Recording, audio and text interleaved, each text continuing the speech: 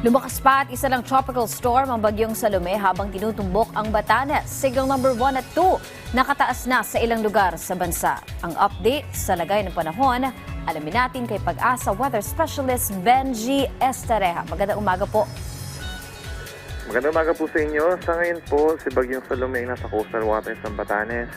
Ito po ay as of 4 in the morning nasa coastal waters po ng bayan ng Sabtang at may taglay na hangin na 65 km per hour, pagbugso hanggang 90 km per hour at kumikilos south-southwest at 20 kph. So nasa tropical storm category po ito, ibig sabihin meron tayong wind signal number 2 sa Batanes, habang signal number 1 naman sa western portion ng Mabuyan Islands at sa northwestern portion ng Ilocos Norte. So sa mga nabanggit natin na lugar, posible po yung pabugso-bugsong malakas na mga hangin.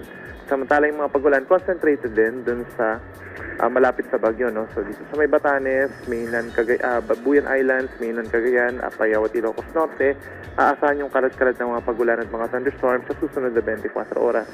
Habang sa ilang bahagi pa po ng bansa, meron pa ring epekto ng Intertropical Convergence Zone or ITCZ. So mataas ang chance ng pagulan sa Mindanao, sa Palawan at sa Negros Island Region. Mag-ingat sa banta pa rin ng mga pagbaha at pangguho ng lupa.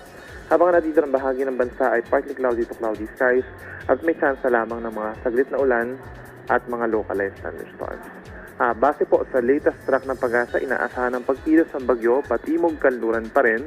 So mamayang bago magtanghali ay nandito sa may coastal waters malapit sa may Babuyan Islands.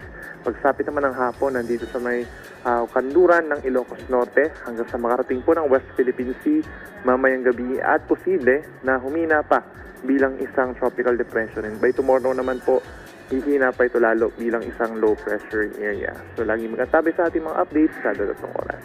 Yan na latest mula dito sa Weather Forecasting Center ng Pag-asa. Benny Estareja, magandang umaga.